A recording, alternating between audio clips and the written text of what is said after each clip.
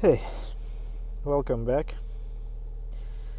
Thank you for being so patient. I know I didn't post for a very long time, but this was a rough period for me and for the car. And well, mostly I'm going to talk about the car, but just so you know the reason, I was away quiet for a long time. So um, let's start off. As you can see, that light, the upper one is the handbrake. Nowadays you will call it the e-brake, but it's the handbrake. It's that thing you pull, this one. So that's fine, but the one on the left bottom, it says that my airbag system, well, something's wrong with it. And that's actually just the end of the story, but just I wanted to start off this video. So I was thinking about the format, what to say and what order, and the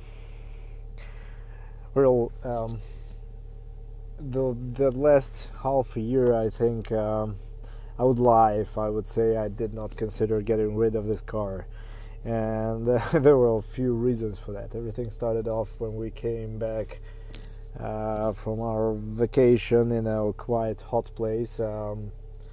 It's like in total it's like 2,000 kilometers of drive back and forth. So I don't know, in miles it's 2,000, you count it, maybe 1,400 miles, maybe less, I don't know. So what happened is the windshield cracked. You can see I have a small logo over there. The windshield cracked. We'll put in a small video I did in the summer, just so you can see how it cracked. And I'm not sure what happened before the long trip. I had the car to a service where I had the filter, it's basically the AC filter replaced, which is located in that corner. You have to strip down the exterior plastic and then you get to it. What I think happened is the guy who changed the filter pushed on the window and it wasn't cracked immediately, but later the crack appeared. So it was the start of my small battle with the car. What happened next, and around the early September, I guess, that I realize why people say that Italian cars are not good. People consider Italian cars not good because things that should not break, they break on Italian cars. It's not because the cars are weak or they are structurally not good or they are obsolete, like technology-wise obsolete, but because things that should not go wrong, they go wrong on these cars. And what went wrong for me was the sun visor. So this thing, I opened it and it never went back. It was just flapping around like this, and the small spring in here, it broke. So as you can see, I purchased another one, a brand new, but it doesn't fit so well. I thought I will fix this because just you have to take down a little bit of material, a little bit of plastic, but I had no time for that. So it's okay there, it's not falling down, so I left it there. But still, these are quite minor things. What happened next? One day I took the car out, and on the way back, the pedal didn't came back up when I pressed it down. Then I kind of scraped it out with my legs, and I did manage to come home, and I spoke to a technician. He told me that the issue might be with the upper or lower hydraulic cylinders. I'm not sure if that's how it's called in English. So the basic idea is that this is a hydraulic clutch, and it has two cylinders in the system, which Well, they are responsible for the, like, they work like buffers, I guess. I'm not really good at this. And what happens is they become leaky and you don't have the pressure in the system, so your clutch release bearing will not release the clutch. For me, that meant that I need to order the clutch replacement kit, which is the clutch itself, the pressure plate, and the bearing.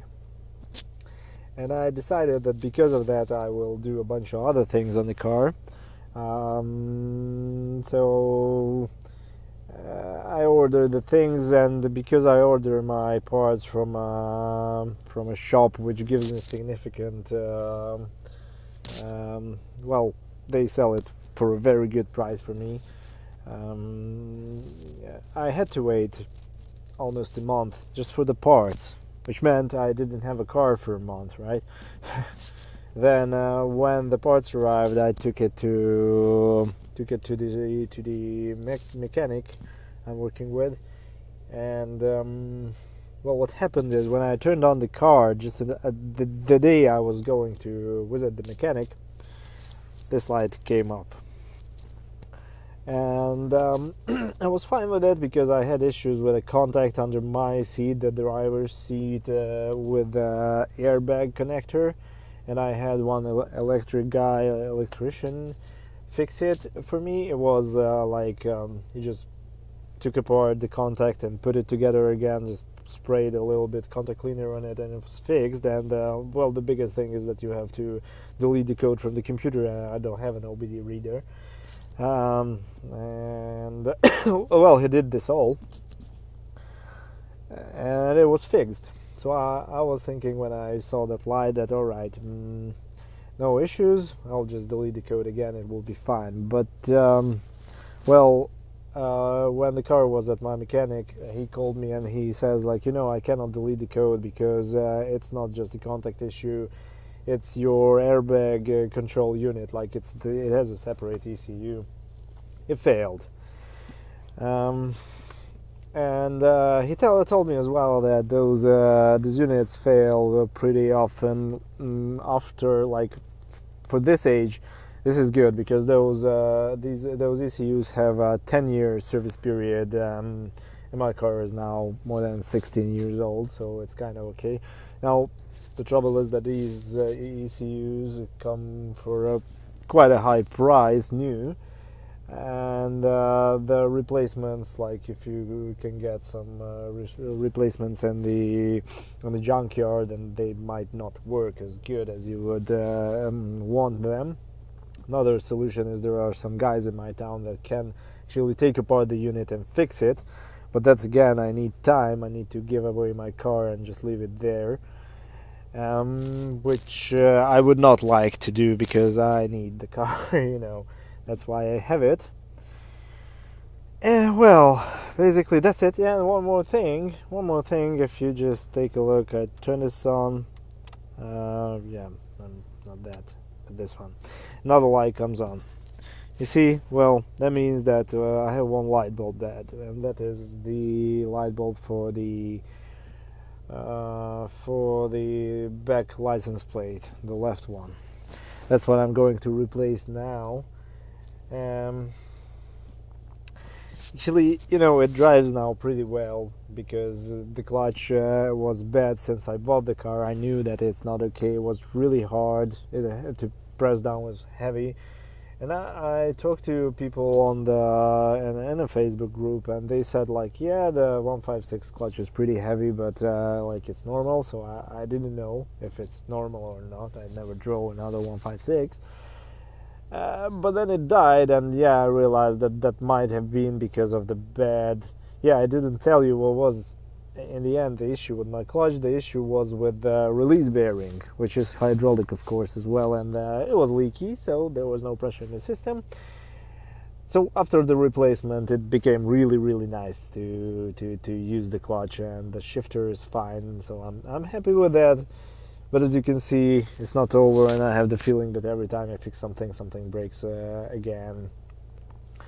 Yeah, so now I'm going to replace that light bulb.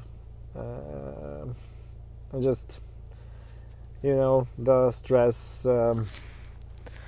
I like the car, really, but sometimes I would just, want to drive a car that's reliable.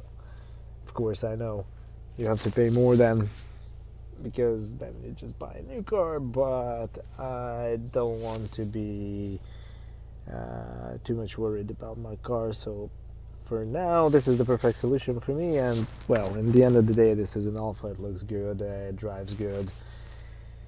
Well, that's it. Those are my impressions for today. Thank you again for watching. Thank you again for staying tuned. I'll come up with some other videos. I guess I'll find what to do with the car, but I need the weather to get a little bit warmer, because today I was planning to film this video outside, but it's just so windy. Yeah. I will show you one more thing. I just remember that and there is an issue, a common issue with these cars, that the will. Okay, now the shocks died on the hood. We're good. I like it. So I had replaced this little plastic chamber because it was cracked on the sides. But you see, now the gas shocks, these, I don't know how you call them, support thingies, they failed, and the hood won't stay up. I'm holding it with my hand. So yes, Alphas are good cars, but you need to take care of them. So if you don't have the patience, then maybe you should consider another car. Bye.